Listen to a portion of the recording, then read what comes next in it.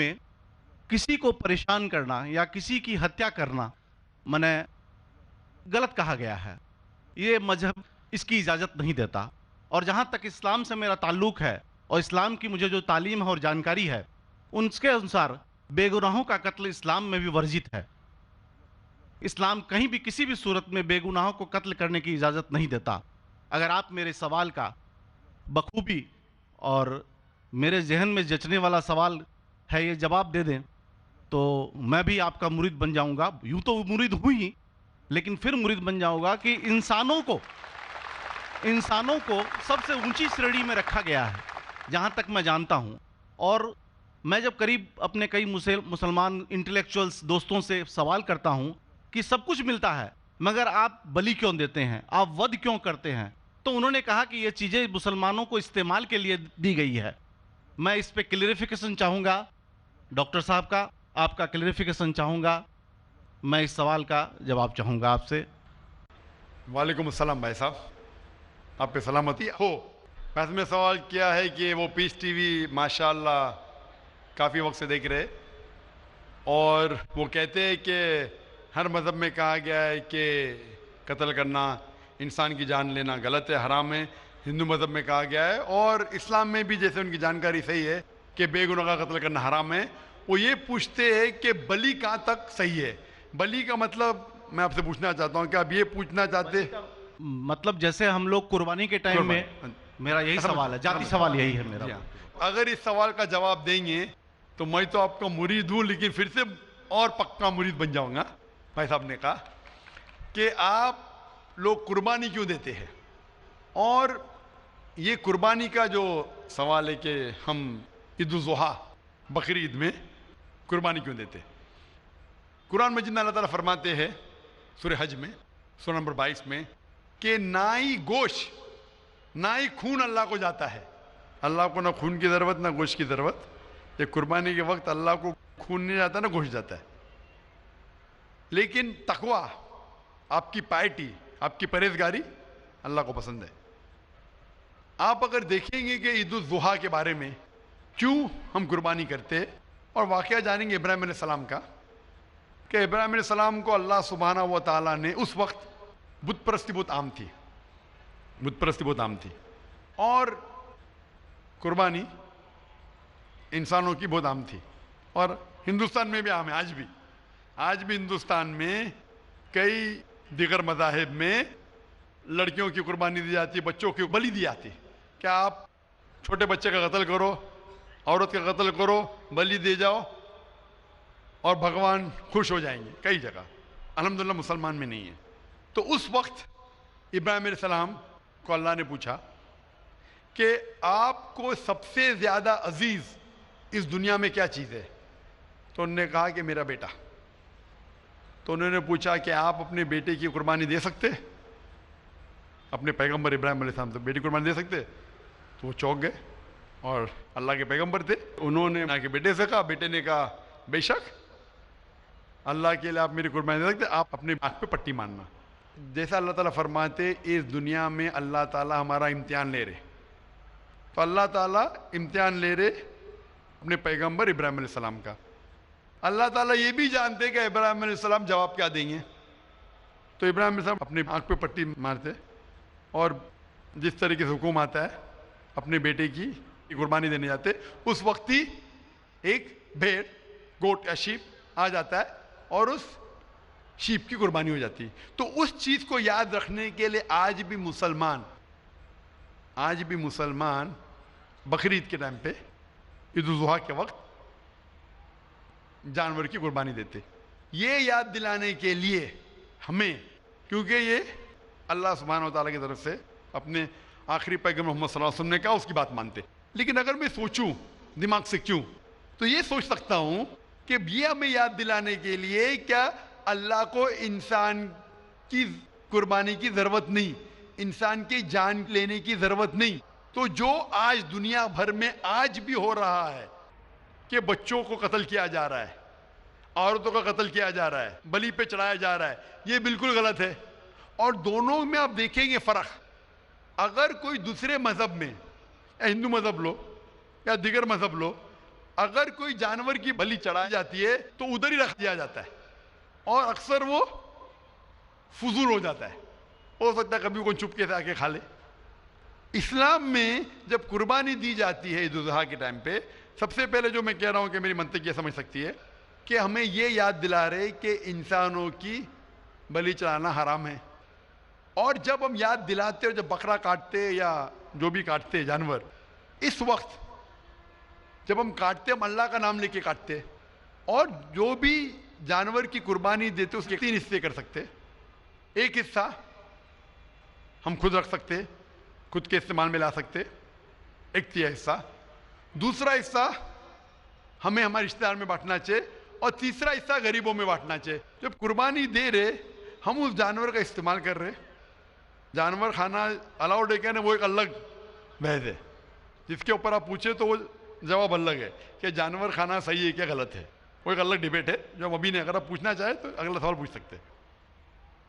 ایک تیسرا حصہ ہم استعمال کر رہے، ایک تیسرا حصہ ہم دوستوں میں بانٹ رہے ہمارے رشتہ دار میں، اور تیسرا حصہ ہم غریبوں میں بانٹتے، تو ان میں غریبوں کا فائدہ ہو رہا ہے، نہ فضول خرچی ہو رہی ہے، اور یاد دلایا جاتا ہے کہ انسانوں کا قتل کرنا غلط ہے، تو یہ اچھی چیز ہے۔ جب بلی جیسا دیکھے باقی مذاہب میں کیا ہو رہا ہے، انسانوں کا قتل کیا جاتا ہے بالکل حرام ہے، اس کے علاوہ جب جانور کا بھی قتل کرتے وہ جانور فضول خرچی میں جاتا ہے۔ اسلام میں ہمیں یاد دلایا جاتا ہے، اور قرآن مجید میں لکھا ہے سورہ مائدہ سورہ 5 آیت نمبر 1 میں، اور سورہ نحل سورہ نمبر 16 آیت نمبر 5 میں، کہ جو جانور آپ کے لیے حلال ہے وہ کھا سکتے، جو چوپایا ہے، خالی وہ جانور مت کھاؤ جو آپ کے لیے حرام ہے، جو حلال ہے وہ کھا سکتے، تو یہ کھانے کے لیے ہمارے لیے خوراک ہے۔ تم قربانی کے وقت نہ کچھ ضائع کر رہے، نہ پیسے کی بربادی کر رہے، ہمیں یاد دلایا جاتا ہے کہ نہ خدا کو گوشت جاتا ہے، نہ خدا کو خون جاتا ہے، خدا کو تقویٰ جاتا ہے، ہمارا تقویٰ، ہم کتنے پرہیزگار ہیں، اور ساتھ ساتھ اس کا استعمال ہوتا ہے۔ ایک تیسرا حصہ میں کھاتا ہوں، رشتہ داروں میں بانٹتا ہوں، اور آخری تیسرا حصہ میں بانٹتا ہوں غریبوں میں، تو اس سے فائدہ ہوتا ہے، تو اس میں کیا غلط ہے؟ بنسبت دوسرے مذاہب میں آپ دیکھیں گے اس میں نقصان ہی نقصان ہے، انسان کا قتل ہو رہا ہے، اور جانور کو بھی اگر بلی چڑھائی جاتی ہے تو فضول خرچی ہوتی ہے۔ بنسبت اسلام میں بقرعید کے اندر فائدہ ہی فائدہ ہے۔ ہوپ دان سے بہت خوب، آپ نے یہ بہت اچھا فرمایا، میں آپ کے جواب سے کافی سنتشٹ ہوں، اور جاتے جاتے ایک آخری سوال کرنا چاہوں گا کہ اہنسا کو اسلام کس نظریے سے دیکھتا ہے؟ اہنسا کو اسلام کس نظریے سے دیکھتا ہے؟ میں صاحب کا آخری سوال ہے کہ اہمسا کو اسلام کس نظریے سے دیکھتا ہے؟ عام طور پہ ہمسا حرام ہے۔ اسلام آتا ہے لفظ سلام سے، اس کے معنی ہے سلامتی، امن، شانتی۔ اسلام کے معنی ہے کہ شانتی حاصل کرنا، اپنی خواہش، اللہ کا جو پیغام ہے اس کے مطابق اپنی زندگی بسر کرنا اور امن حاصل کرنا، اسے کہتے ہیں اسلام۔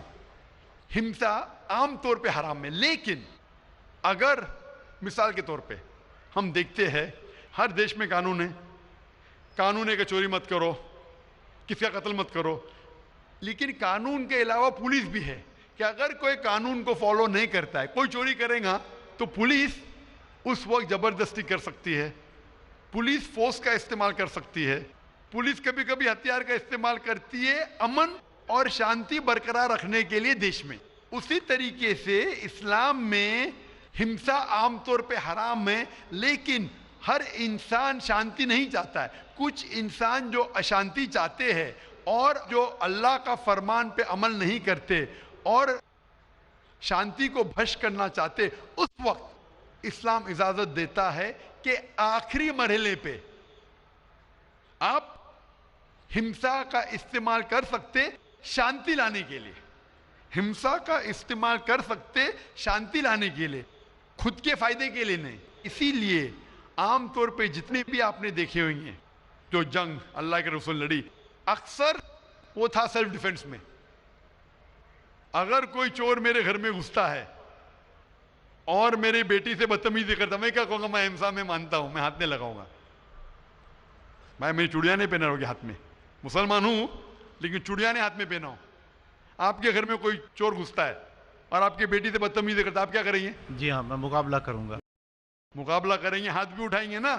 اس طریقے سے ہمسا کا استعمال آخری مرحلے پہ اگر دوسرا کوئی چارہ نہیں ہے تو استعمال کیا جا سکتا ہے حق کے لیے، نہ حق کے لیے نہیں. دوسرے کو تکلیف پہنچانے کے لیے غلط ہے، دوسرے کا مال ہڑپ کرنے کے لیے حرام ہے، لیکن خود کے بچاؤ کے لیے یا امن حاصل کرنے کے لیے ہمسا کا استعمال کیا جا سکتا ہے. لیکن اصل میں اسلام آتا ہے لفظ سلام سے، جس کے معنی ہے سلامتی، امن، تاکہ دنیا میں سلامتی پہنچے.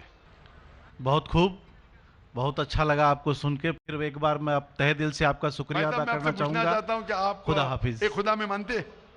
میں ایک دم ایک خدا کو نہیں، میں اپنے اندر میں بیٹھے برہم کو مانتا ہوں. میری اپنی الگ سوچ ہے. میں کسی مندر میں نہیں جاتا ہوں، یہ بات نہیں ہے، جاتا ہوں، لیکن میری اپنے اندر کی آواز ہے کہ انسانوں کی خدمت کرو، انسانوں کی عزت کرو اور بھٹکے ہوئے کو راہ بالکل دکھاؤ. صحیح، میرا بھی یہی ہے. اور میں کسی انسان میں، ہندو ہو چاہے مسلمان، میں اس کھلے من سے آغاز کرتا ہوں. میں کسی سے بھی بھید بھاؤ نہ آج تک کیا ہے، نہ کبھی زندگی میں کروں گا. میرے لیے انسان جو پیدا کیا ہے وہ اوپر والے نے، وہ سبھی ایک ہیں بھائی صاحب اور بالکل ایک صحیح رہیں آپ نے گے. فرمایا کہ انسان کی خدمت کرنا چاہیے، انسان کی مدد کرنا چاہیے. لیکن میں یہ پوچھنا چاہتا ہوں کہ آپ ایک خدا میں مانتے ہیں، آپ نے کہا. میں یہ پوچھنا چاہتا ہوں، آپ نے تقریر سنی میری پیس ٹی وی پہ، آپ مانتے ہیں کہ محمد صلی اللہ علیہ وسلم آخری پیغمبر ہے؟ نہیں، میں اس بحث میں نہیں پڑھنا چاہتا، میں اس بحث میں نہیں پڑھنا چاہتا، لیکن میں اتنا جانتا ہوں کہ ہمارا خدا ایک ہے اور ایک ہی طاقت ہے جو پورے سبھی سنسار کو، پورے یونیورس کو، پوری بات تو بہت کہنے کی ہے، لیکن یہ سمے اور وقت کا تقاضا ہے. بالکل سمے کا تقاضا ہونے کی وجہ سے میں آخری چیز کہوں گا آپ سے بھائی صاحب کہ آپ نے پیس ٹی وی پہ اتنے تقریر سنے، آپ کہتے ہیں کہ بھگوان ہے، کہ میں اس میں مانتا ہوں. لیکن یہی بھگوان نے چاہے بائبل میں ہو، چاہے وید میں ہو، چاہے قرآن میں ہو، ساری دھارمک کتابوں میں کہا گیا ہے کہ آخری آنے والے پیغمبر محمد صلی اللہ علیہ وسلم میں، اور اس میں ماننا چاہیے. تو میری آپ سے یہ درخواست ہے کہ آپ اتنے اچھے انسان ہیں ماشاءاللہ، ایک آخری میری خواہش ہے کہ آپ انشاءاللہ اس پہ تحقیق کرو. اور یہ جب آپ ایک بھگوان میں مانتے ہیں، دوسرے انسانوں کو تکلیف نہیں دینا چاہتے، تو بھگوان یہ بھی کہتے کہ آخری پیغمبر کون ہے، اس پہ تحقیق کرو. انشاءاللہ آپ مکمل اچھے انسان بنیں گے.